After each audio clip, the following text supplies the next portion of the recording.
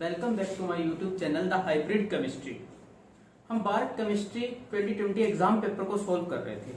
हमने math section को discuss किया था। इस वीडियो के अंदर हम केमिस्ट्री सेक्शन को कंटिन्यू करेंगे। तो केमिस्ट्री सेक्शन के अंदर बहुत ही इजी क्वेश्चन थे और टफ क्वेश्चन भी थे। तो हम पहले क्वेश्चन से स्टार्ट करते हैं। हमारा जो फर्स्ट क्वेश्चन हमारा क्या था? फर्स्ट क्वेश्चन था, हमें एक मॉलिक्यूल दे रखा था इस टाइप का, साइक्लोहेक्सेन का।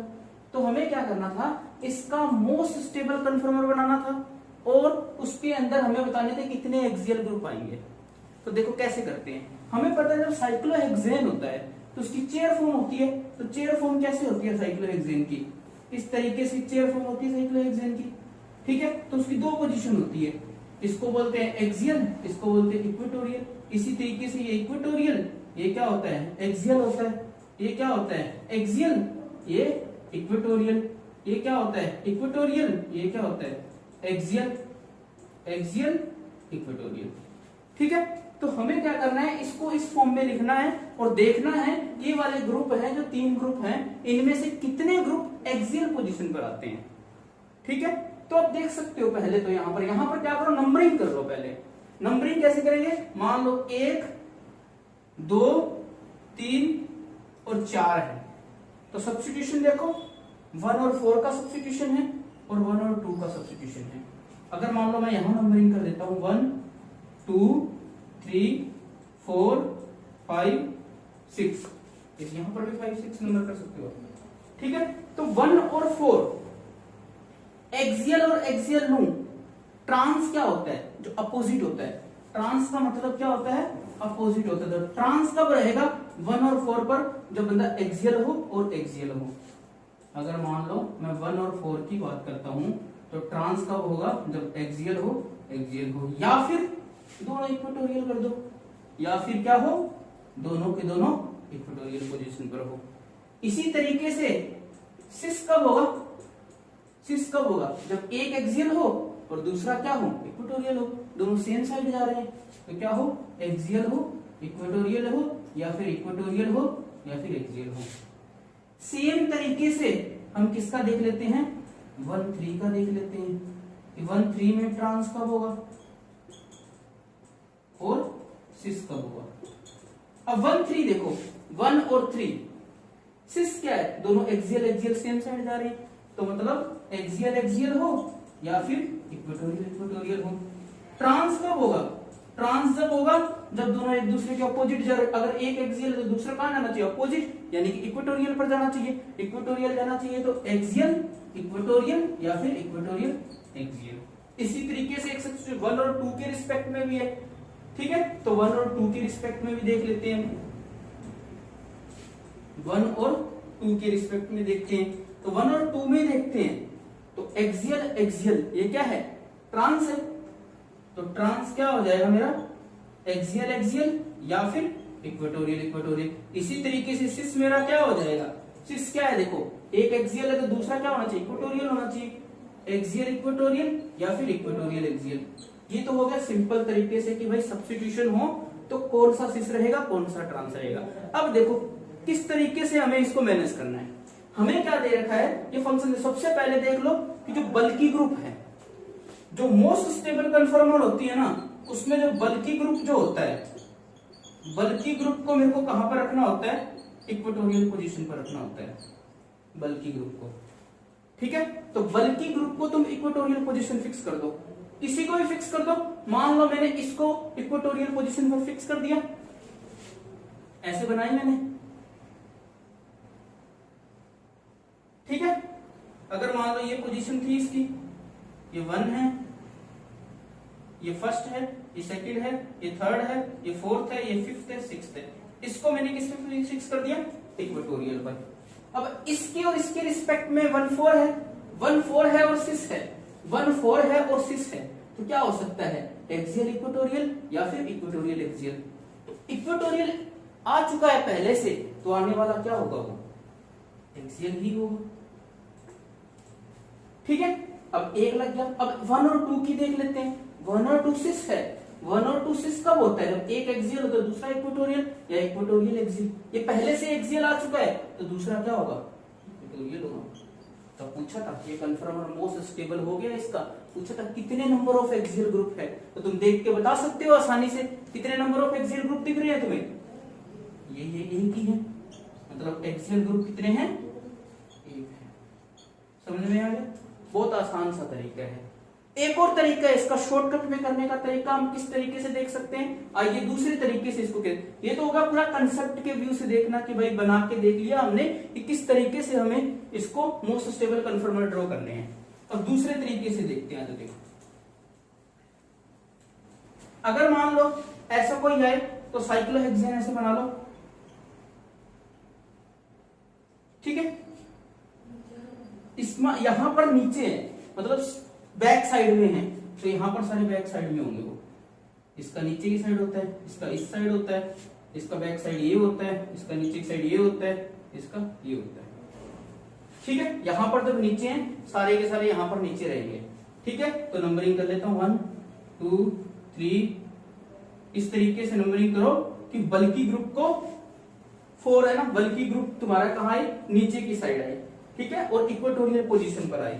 बल्कि ग्रुप तुम्हारा किस पे आना चाहिए, बल्कि ग्रुप तुम्हारा किस पे आना चाहिए, इक्वेटोरियल पोजीशन पे आना चाहिए, ठीक है। किसी भी तरीके से नंबरिंग कर लो, मान लो मैं इसको 4 दे देता हूं, इसको 4 दे दिया, इसको 3 हो गया, 2 हो गया, 1 हो गया, ठीक है, ये 5 हो गया, ये 6 हो गया। अगर मान लो यहां पर मैंने बल्कि ग्रुप लगा दिया, 4 है, 4 के बाद 1 पे भी नीचे लग गया, 1 पे भी CH3 नीचे लग जाएगा, और 2 पर भी CH3 नीचे लग गया, ठीक है। तो अब भी चेक कर सकते हो एक्सियल ग्रुप कितने हैं, एक, नंबर ऑफ एक्सियल ग्रुप कितने हैं, एक। इस तरीके से देखना है, ठीक है। तो हमने क्या कर लिया, एक क्वेश्चन हमारा केमिस्ट्री का कंप्लीट कर लिया। अब बढ़ते हैं हम हमारे सेकंड क्वेश्चन की तरफ, आइए देखते हैं सेकंड क्वेश्चन। नेक्स्ट क्वेश्चन था कि हमें कुछ मॉलिक्यूल दे रखे थे ऑर्गेनिक के, ठीक है, हमें क्या करना था, उसका एसिडिटी ऑर्डर फाइंड आउट करना था कि भाई एसिडिटी इंक्रीजिंग या डिक्रीजिंग, जो भी पूछा था वो अरेंज करना था इसको। देखो कभी भी एसिडिटी ऑर्डर लगाना आए तो हम कैसे देखते हैं, हमें पता है कि जनरल एक एक्सप्रेशन होती है, मान लो कि कोई H है, किसमें टूटता है, HCl क्या होता है, H प्लस देता है। भाई जितना ज्यादा स्टेबल होगा ये, इस चीज की स्टेबिलिटी देख लेते हैं, जितना ज्यादा ये स्टेबल होगा माइनस चार्ज वाला, जितना माइनस चार्ज वाला स्टेबल होगा उतना मेरा क्या होगा, HA क्या होगा, वो स्ट्रॉन्ग एसिड। इसी कंसेप्ट के ऊपर सारे एसिडिटी के क्वेश्चन करते हैं, ठीक है। तो मुझे क्या करना है, इसके सबके कॉन्जुगेट आयन बना लेने हैं माइनस वाले, और सबकी स्टेबिलिटी देखनी है। अब देखो माइनस चार्ज है यहाँ पे माइनस माइनस माइनस सब पे कर दिया, क्योंकि सब पे अल्कोहल और बेंजीन रिंग तो सब पे सेम है, तो मैं डिफरेंस फाइंड आउट करता हूँ इसमें, डिफरेंस किस चीज का है। अगर मैं देखूं यहाँ पर बेंजीन सब में सेम है, तो यहाँ पर डिफरेंस क्या है, यहाँ पर कोई भी इफेक्ट लगाने वाला नहीं है, तो इसके लिए फिर नीचे क्या लिख दिया मैंने, 0 लिख दिया। यहाँ पर क्या है, NO2 है, ठीक है, और NO2 का कौन सा इफेक्ट होता है, NO2 का इफेक्ट होता है -I भी होता है और -M भी होता है, खींचने वाला इफेक्ट होता है। यहां पर क्या है, NO2 है, कौन सी पोजीशन है ये, ऑर्थो मेटा। हमें पता है मेटा पोजीशन पर -M नहीं लगता है, मेटा पोजीशन पर मेसोमेरिक इफेक्ट नहीं लगता है, तो यहां पर कौन सा लगेगा, सिर्फ और सिर्फ -I। अगर बात करें यहां पर आए तो ये पैरा पोजीशन है, पैरा पोजीशन पर -M लगता है, ये क्या होगा, -M है और -I है, ठीक है। तो हमने चारों के इफेक्ट देख लिए। अब देखें माइनस चार्ज को स्टेबलाइज कौन करे, जो खींचने वाला। अब इन 3 पर तो खींचने वाले ग्रुप लगे हुए हैं, विड्रॉ करने वाले ग्रुप लगे हुए हैं, सिर्फ एक पे नहीं लगा हुआ, तो मतलब ये तो सबसे डिस्टेबलाइज होगा, तो मतलब सबसे कम एसिड तो कौन हो गया, ये हो गया, सबसे पीछे आएगा ये। इन दोनों पर -M भी लग रहा है, इस पे सिर्फ -I लग रहा है, इसका मतलब अकेला ये पड़ गया तो C आएगा। अब बात आ गई इन दोनों। अब एक बात हमें ध्यान रखनी पड़ती है, क्या बात ध्यान रखनी पड़ती है, जो M जो होता है मेसोमेरिक इफेक्ट होता है, वो डिस्टेंस पे डिपेंड नहीं करता है, मतलब कितनी भी डिस्टेंस हो सेम लगता है, चाहे यहां से लगाओ चाहे 2-4 कार्बन छोड़कर लगाओ। तो मेसोमेरिक जो इफेक्ट होता है, जो M होता है, वो क्या होता है, डिस्टेंस पर डिपेंड, डिस्टेंस इंडिपेंडेंट होता है। बट जो I इफेक्ट होता है, इंडक्टिव इफेक्ट होता है, वो क्या होता है, डिस्टेंस के साथ साथ ट्रेवल करता है, डिस्टेंस के साथ साथ क्या होता है, डिक्रीज करता है। मतलब अगर मैं M देखूं तो M तो दोनों में कैंसिल आउट हो गया, सेम है। अब I की बात करूं तो ये पास पड़ा, I यहाँ पे ज्यादा होगा, यहाँ पे कम होगा, I यहाँ पर ज्यादा होगा, और यहाँ पर कम होगा। अगर मैं बाई कंसेप्चुअल चल रहा हूं तो मतलब यहाँ पर ज्यादा खींचेगा, ज्यादा स्टेबलाइजेशन देगा एज कंपेयर टू डी। तो मेरा बाई कंसेप्ट आंसर क्या आना चाहिए, ये ज्यादा एसिडिक होना चाहिए अगर मैंने कंसेप्ट से आंसर। बट इसके अंदर एक एक्सेप्शन आ जाता है, किस चीज का, कि भाई जो ऑर्थो वाला है, एक्चुअल ऑर्डर ये होना चाहिए था, बट क्या है, ऑर्थो वाला जो है, ये जो ऑर्थो वाला है इसके अंदर क्या होती है, हाइड्रोजन बॉन्डिंग होती है। हाइड्रोजन बॉन्डिंग होती है तो ये रिंग बना लेता है। और हाइड्रोजन बॉन्डिंग कैसे होती है, तो देखिए हाइड्रोजन बॉन्डिंग एक बार इसको रफ कर देता हूं समझने के लिए। हाइड्रोजन बॉन्डिंग, कि हाइड्रोजन बॉन्डिंग कैसे होती है, कि जैसे ये O है, H है, ये N है, ये H बॉन्डिंग होती है ऑर्थो के अंदर। इसी H बॉन्डिंग के इन्वॉल्वमेंट के कारण, H बॉन्डिंग के इन्वॉल्वमेंट के कारण ये H का जो लूज करना होता है, H को लूज करना, उसको कम कर देता है, जो कैपेसिटी होती है इसकी। इसी वजह से जो B सबसे ज्यादा होना चाहिए था वो D से कम हो जाता है। इसी वजह से जो करेक्ट ऑर्डर जो मेरा निकल के आता है, जो एक्सपेरिमेंटल ऑर्डर निकल के आता है, क्या आता है, D greater than B greater than C greater than A। मतलब कंसेप्ट से चलता मैं, कंसेप्ट से ऑर्डर क्या आना चाहिए था, ये आना चाहिए था, बट मुझे एक्सपेरिमेंटली क्या मिलता है, ये मिलता है। रीजन क्या है, सबसे पहले तो हमने इफेक्ट्स के ऊपर आंसर कर दिया जो था। दूसरा रीजन हमने क्या लगाया कि हाइड्रोजन बॉन्डिंग होती है भाई ऑर्थो नाइट्रोफिनोल में, इसी वजह से इसकी कुछ प्रॉपर्टीज चेंज हो जाती है, ठीक है, जिससे H निकलना मुश्किल हो जाता है। H निकलना मुश्किल हो जाए तो D करेक्ट आंसर, ये हमारा करेक्ट आंसर है। अब बढ़ते हैं हमारे नेक्स्ट क्वेश्चन की तरफ। हमारा नेक्स्ट क्वेश्चन है, हमारा अगला क्वेश्चन है, हमें एक मॉलिक्यूल दे रखा था, हमें इसका आईयूपैक नेम लिखना था। तो आईयूपैक नेम लिखने के लिए देखो इसके अंदर स्टीरियोकेमिस्ट्री भी मेंशन है, तो एक बार हम स्टीरियोकेमिस्ट्री को साइड में रख देते हैं। तो हम क्या करते हैं, सिंपल इसका नाम लिखने की कोशिश करते हैं। तो हमारे पास क्या है, साइड चेन है और क्या है, रिंग है। तो हमें सबसे पहले चीज डिसाइड करनी है कि भाई वर्ड रूट कौन लेगा। तो वर्ड रूट लेने के लिए एक तरीका होता है कि वर्ड रूट कौन डिसाइड करेगा। वर्ड रूट के लिए हम देखते हैं कि भाई फंक्शनल ग्रुप किसके अंदर है। सबसे पहले हम क्या देखते हैं, फंक्शनल ग्रुप को। फंक्शनल ग्रुप के बाद हम देखते हैं डबल बॉन्ड या फिर ट्रिपल बॉन्ड को। ट्रिपल बॉन्ड के बाद फिर देखते हैं हम मैक्सिमम नंबर ऑफ कार्बन। मतलब या तो फैसला फंक्शनल ग्रुप पर ही हो जाएगा, फंक्शनल ग्रुप नहीं है तो डबल या ट्रिपल देख लो, डबल या ट्रिपल बॉन्ड भी नहीं है तो फिर क्या देखो, maximum number of carbon ring में है तो रिंग ले जाएगा, अगर साइड चेन में तो साइड चेन। यहां पर क्या है, फंक्शनल ग्रुप प्रेजेंट है तो कोई कंफ्यूजन ही नहीं है, सीधी सी बात है। कौन लेके जाएगा, वर्ड रूट ये लेके जाएगा। नंबरिंग कर देते हैं, नंबरिंग किस साइड से होती है, जिस साइड से फंक्शनल ग्रुप को मिनिमम नंबर मिले। तो फंक्शनल ग्रुप को मिनिमम नंबर मिले तो क्या हो जाएगा, 7। नाम क्या आ जाएगा इसका, 7 फिनाइल, 7 फिनाइल हेप्ट 4 इन 2 ओल।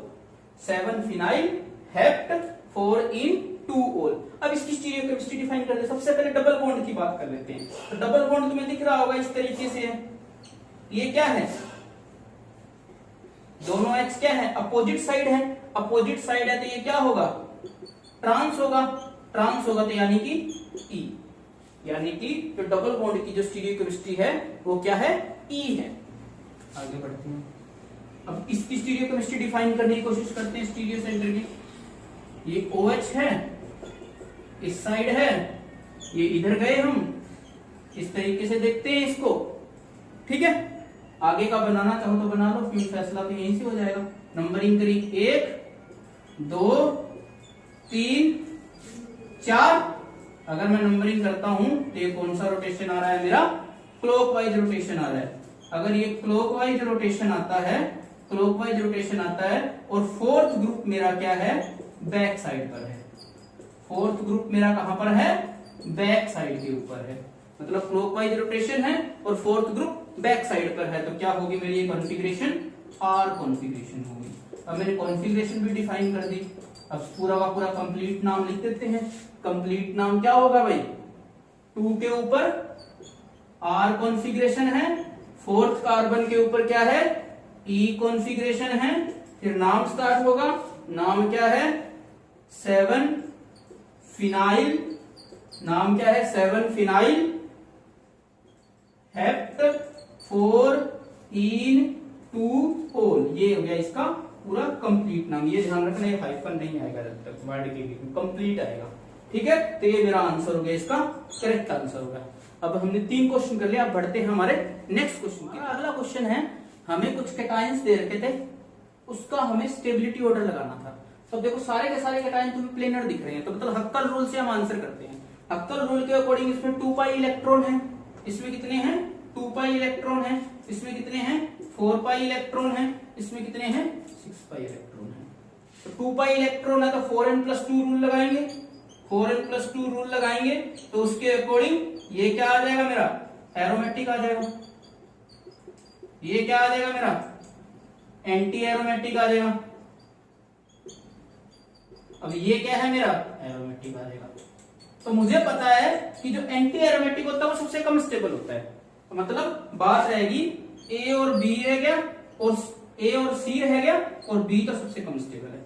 अब इसके अंदर देखो ए और सी के अंदर क्या, ए और सी के अंदर अगर आप बुक्स देखोगे तो अलग अलग बुक्स में अलग अलग आंसर मिलेंगे, इसकी अलग अलग एक्सप्लेनेशन दी हुई है। ठीक है, तो हम दोनों एक्सप्लेनेशन के बेसिस पे देखते हैं। तो इसमें देखो कई जगह एक्सप्लेनेशन ये मिलती है कि भाई जो जितनी छोटी रिंग होती है, जितनी छोटी रिंग होती है तो स्मॉल रिंग होती है, इसमें क्या होती है एरोमेटिसिटी ज्यादा होती है एज कंपेयर टू दूसरी रिंग के। ये कई बुक के अंदर मिल जाएगा आपको, कहीं ना कहीं लिखा हुआ। ठीक है, रीजन क्या देते हैं वो मोर प्लेनरिटी, कि भाई जो बड़ी रिंग होती जाती है उसमें प्लेनरिटी डिक्रीज होती है, जिससे एरोमेटिसिटी डिक्रीज होती है। ठीक है, बट मेरे अकॉर्डिंग क्या होता है, मेरे अकॉर्डिंग क्या है कि भाई जैसे जैसे रिंग बढ़ेगी कॉन्जुगेशन ज्यादा बढ़ेगा, रेजोनेंस बढ़ेगी, स्टेबलाइजेशन बढ़ेगा। और इसके हम एक्सपेरिमेंटल प्रूफ क्या देखते हैं कि जब हम इसकी रिएक्शन करते हैं, केमिकल रिएक्शन से आंसर करते हैं, जो ट्रोपोलियम होता है, ट्रोपीलियम से हम जब देखते हैं, इसका जो भी हम सॉल्ट बनाते ये वाला होता है ट्रोपीलियम का, और इसका ये क्या होता है मेरा आयनिक होता है, ये क्या होता है मेरा कोवेलेंट होता है। इसका मतलब ये आयनिक में ज्यादा एग्जिस्ट करता है, इसका मतलब ये बनता इजियली है। अगर ये इजियली बनता है तो मतलब ये ज्यादा स्टेबल रहा होगा कहीं ना कहीं। तो अगर हम ये क्वेश्चन अभी भी डाउट के अंदर है लोगों के मन में, क्योंकि अलग अलग जो भी होंगे ट्यूटर आपको अलग अलग आंसर प्रोवाइड करवाएंगे। तो एज पर माई नॉलेज इसका आंसर क्या होना चाहिए, इसका आंसर होना चाहिए C is more stable than A than B. ये इसका फाइनल आंसर होना चाहिए। ठीक है, कुछ लोगों के मन में कंफ्यूजन होगा कि भी ए ज्यादा होना चाहिए। ए का अगर कोई रीजन देता है तो वो यही रीजन देगा कि भाई ए है, रिंग स्मॉल है, रिंग स्मॉल है तो प्लेनरिटी ज्यादा होगी, ज्यादा प्लेनरिटी होगी जिसकी वजह से एरोमेटिसिटी ज्यादा होगी। ठीक है, तो आगे बढ़ते हैं हमारे नेक्स्ट क्वेश्चन की तरफ। हमारा नेक्स्ट क्वेश्चन था, हमें कुछ कार्बोनिल कंपाउंड दे रखे थे, हमें पता है टोटोमेरिज्म के बारे में हमें पढ़ा है, कीटो इनोल फॉर्म जो एग्जिस्ट करती है। हमें पूछा था इन कीटो फॉर्म के लिए जो भी इनोल फॉर्म बनेगी किसमें इनोल कंटेंट सबसे ज्यादा होगा। तो हमें क्या देखना होता है, जो हमारा इनोल कंटेंट होता है वो बहुत सारे फैक्टर पे डिपेंड करता है। इनोल कंटेंट एक फैक्टर होता है हाइड्रोजन बॉन्डिंग, की भाई हाइड्रोजन बॉन्डिंग हो रही है तो उसमें इनोल कंटेंट बढ़ जाएगा। और दूसरा क्या होता है नंबर ऑफ कार्बोनिल पे, number of carbonyl, carbonyl group जितने ज्यादा होंगे उतना इनोल कंटेंट ज्यादा होगा। तीसरी चीज क्या होती है, अगर कार्बोनिल के साथ इलेक्ट्रॉन डोनेटिंग ग्रुप लग जाता है तो इलेक्ट्रॉन डोनेटिंग ग्रुप के वो इनवर्सली प्रोपोर्शनल हो जाता है, मतलब इनोल कंटेंट को कम कर देता है, क्योंकि इलेक्ट्रॉन डोनेट करेगा, इसकी रेजोनेंस को रोकेगा। इसी क्रॉस कॉन्जुगेशन ऐसा कुछ रीजन होता है जिसकी वजह से इनोल कंटेंट क्या हो जाता है मेरा डिक्रीज हो जाता है। और बल्कीनेस, बल्कि ग्रुप लगे हुए हों, बल्कि ग्रुप आ रहे हैं मान लो, उसकी वजह से भी इनोल कंटेंट के ऊपर फर्क पड़ता है। अगर ज्यादा कॉन्जुगेशन है, कॉन्जुगेशन बेटर है तो इनोल कंटेंट बढ़ेगा, इनोल कंटेंट बढ़ेगा, मतलब बहुत सारे फैक्टर को हमने ध्यान में रखना होता है। ठीक है, अगर मैं बात करूं ये सिंपल एसीटोन है, इसमें 2 है, ऑब्वियसली इसमें इससे ज्यादा होगा, इसमें और इसमें कंपेयर करें तो इसमें ये डोनेटिंग ग्रुप लगा हुआ है तो इसका डिक्रीज हो जाएगा। अब इसमें 2 कार्बोनिल है बट डोनेटिंग ग्रुप भी है तो इसमें भी कम होगा, तो इसका आंसर क्या होगा ये वाला आंसर होगा। अगर आप इसको वेरीफाई करना चाहो तो जेरी मार्च की एक बुक आती है ऑर्गेनिक केमिस्ट्री की, उसके अंदर इनकी वैल्यू भी दे रखी है। इसका इनोल कंटेंट होता है अप्रोक्सीमेट 6 × 10⁻⁷ के आसपास, ठीक है। इसका इनोल कंटेंट होता है 80 के आसपास, इसका इनोल कंटेंट होता है 7.7 × 10⁻⁷ के आसपास, ठीक है। और इसके बाद देखें इसका कुछ बहुत वेरी लेस अमाउंट होती है, ठीक है। तो हमें आंसर मिल गया, हमारा फाइनल आंसर हमारा क्या है, ये है। क्लियर। तो अब बढ़ते हैं हम अपने नेक्स्ट क्वेश्चन की तरफ। हमारा अगला क्वेश्चन था, हमें कुछ एल्कीन्स मेंशन थी। उसने बोला कि एल्कीन की मैं ओजोनोलिसिस करूंगा, ओजोनोलिसिस के बाद उसकी पीपीएस3 के साथ रिएक्शन यानी कि विटिक रिएक्शन दे रखी थी, और बोला था कि जब भी कोई इनमें से कौन सी एल्कीन है जो फाइनल में मुझे कोई ऐसा प्रोडक्ट दे जिसका मोलिकुलर वेट क्या हो 44 हो। एग्जैक्टली 4 ऑप्शन तो नहीं, 3 ऑप्शन है मेरे पास अवेलेबल अभी उसके। तो ब्यूटीन 1 है, तो कैसे करेंगे, देखो ब्यूटीन 1 बना लेते हैं पहले। ओजोनोलिसिस का मतलब क्या होता है, डबल बॉन्ड तोड़ दो और O जोड़ दो, डबल बॉन्ड तोड़ो और O जोड़ो। H नहीं कंसीडर कर रहा हूं एक बार के लिए। फिर विटिक करते हैं तो डबल बॉन्ड O को फिर से किस में कन्वर्ट कर देता है, फिर से किस में कन्वर्ट कर देता है, वो C डबल बॉन्ड O में। अब देख लो, अगर मैं इनका करूं तो ये कितना आ गया 48 हो गया, ये तो सीधा ही, तो मतलब ये तो ऑप्शन हो ही नहीं सकता। ये कितना हो जाएगा 24, और हाइड्रोजन कितने हैं 4 आएंगे तो ये 28, ये भी ऑप्शन नहीं हो सकता। मतलब ये ऑप्शन तो था नहीं हमारा। ब्यूट 2इन, अगर मैं ब्यूट 2इन की बात करता हूं, डबल बॉन्ड तोड़ो, ऑक्सीजन जोड़ो, फिर इसकी विटिक करेंगे, सेम ही है तो एक का ही बना लेता हूं मैं, ये बन जाएगा। अब देखो 3 कार्बन है 36, 8 कितने हाइड्रोजन है 5 और 6 हाइड्रोजन है। कितने हाइड्रोजन है 3 और 1 4, 4 और 1 5, 4 और 2 6 हाइड्रोजन है। 6 हाइड्रोजन यानी कि 42 मोलिकुलर वेट हो गया, ठीक है। इसी तरीके से अगर मैं 1,3-ब्यूटाडाइईन की बात कर लेता हूं, 1,3-ब्यूटाडाइईन के बारे में बात करता हूं तो क्या हो जाएगा, ये हो गया। एक साइड का डबल बॉन्ड तोड़ देते हैं, एक साइड का तोड़ देते हैं, तो दोनों भी तोड़ सकते हो बट छोटा हो जाएगा, उससे फायदा नहीं है। एक साइड का तोड़ते हैं तो क्या आएगा C डबल बॉन्ड, वापिस फिर से C लग जाएगा, तो कोई खास फर्क पड़ा नहीं, कोई खास फर्क पड़ा नहीं।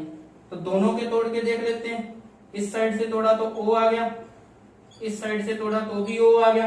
अब एक साइड में हम विटिक करवा के देख लेते हैं, एक साइड में हमने विटिक करवा के देखी तो क्या आंसर आया आप देखो, ये भी 36 + 16, मतलब इस तरीके से शायद वहां पे 44 ना होकर 42 रहा होगा, ठीक है। इस तरीके से कोई था, तो इस तरीके से उसको हमें प्रोसीड करना था। तो हमारा आंसर ब्यूट 2इन के आसपास आ रहा था, यही आ रहा था। अगर एग्जैक्ट ऑप्शन हो तो हम उसके आंसर तक पहुंच सकते हैं। बेसिकली आइडिया ये था कि हमें कोई एल्कीन दे रखी थी, उसकी ओजोनोलिसिस रिएक्शन हमें करनी थी।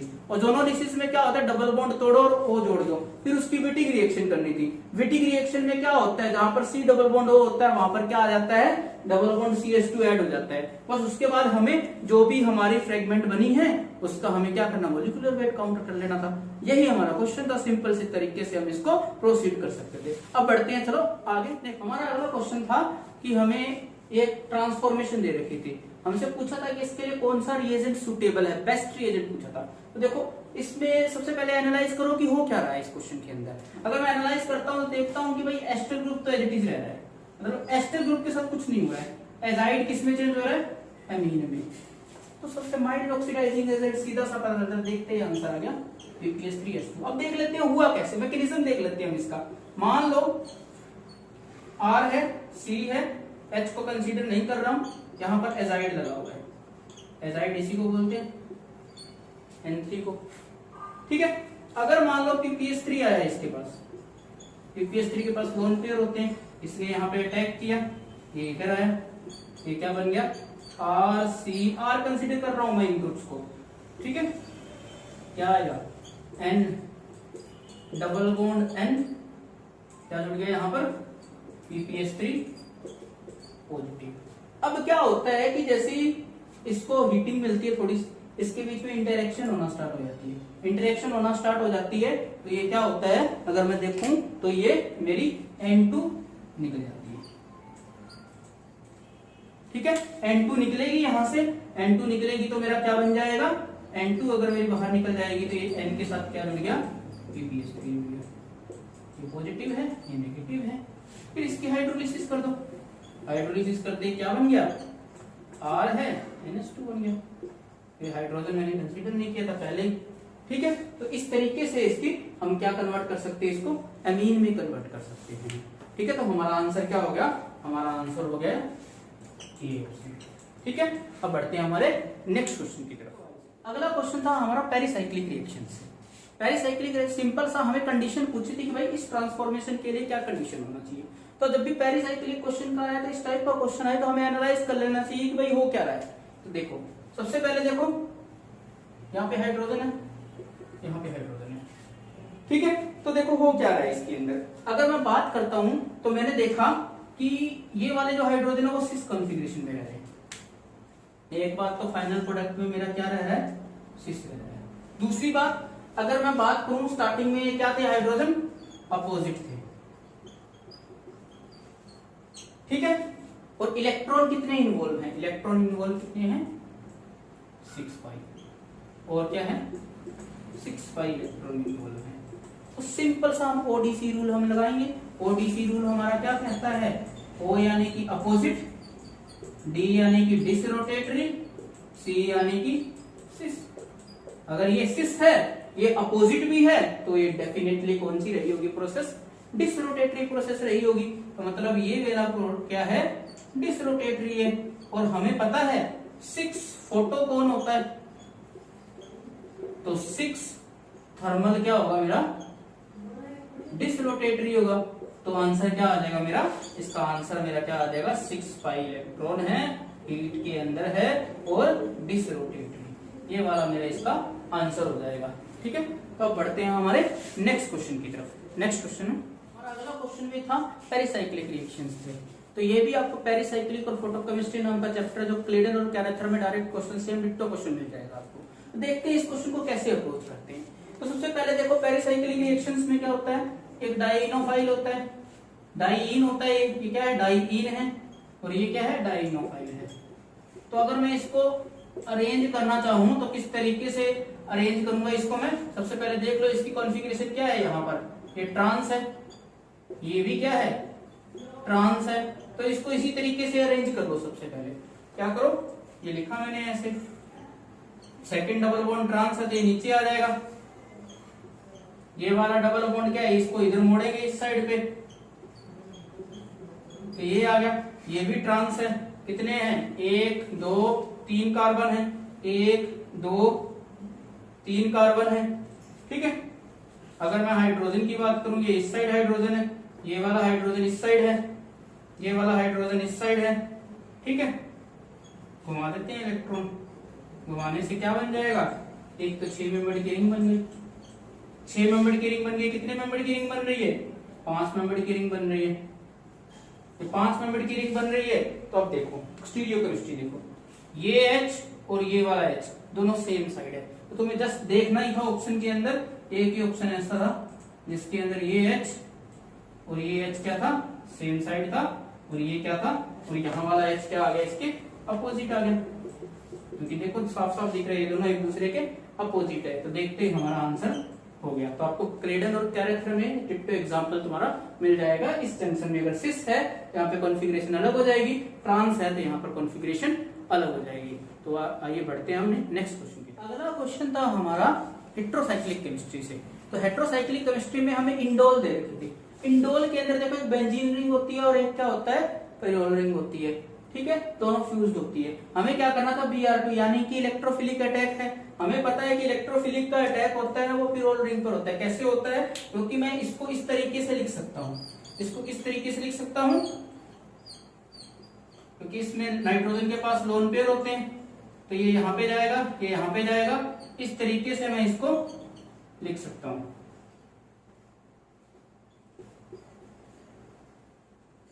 नेगेटिव, अब इस पे Br2 है तो Br पे अटैक कर देगा, ये निकल जाएगा। तो क्या बन जाएगा, अगर मैं इस पे अटैक करूंगा, ये पॉजिटिव का पॉजिटिव है ही, यहाँ पे Br आ जाएगा, फिर से एरोमेटिसिटी गेन करेगा, एरोमेटिसिटी गेन करेगा ये, तो क्या बन जाएगा, फिर से इंडोल बन जाएगा, मतलब 3 ब्रोमो इंडोल। अच्छा आएगा यहाँ पर 3 ब्रोमो इंडोल। ठीक है, तो हमारा इसका प्रोडक्ट, फाइनल प्रोडक्ट क्या रहेगा, 3 ब्रोमो इंडोल। जब भी इलेक्ट्रोफिलिक का अटैक हो इंडोल के ऊपर तो वो पिरोल रिंग पे होता है। ठीक है, और थर्ड पोजीशन पर मेजर बनता है। ठीक है, पोजीशन 1 2 3। अब तक हमने केमिस्ट्री के 10 क्वेश्चन डिस्कस कर लिए जो भारत केमिस्ट्री एग्जाम के अंदर पूछे गए थे। इसी तरह से हमें आने वाली वीडियो के अंदर और क्वेश्चंस को डिस्कस करेंगे। सो अगर आपको ये वीडियोस अच्छी लग रही है तो प्लीज लाइक करें, शेयर करें और सब्सक्राइब करें the hybrid chemistry channel. Thank you so much.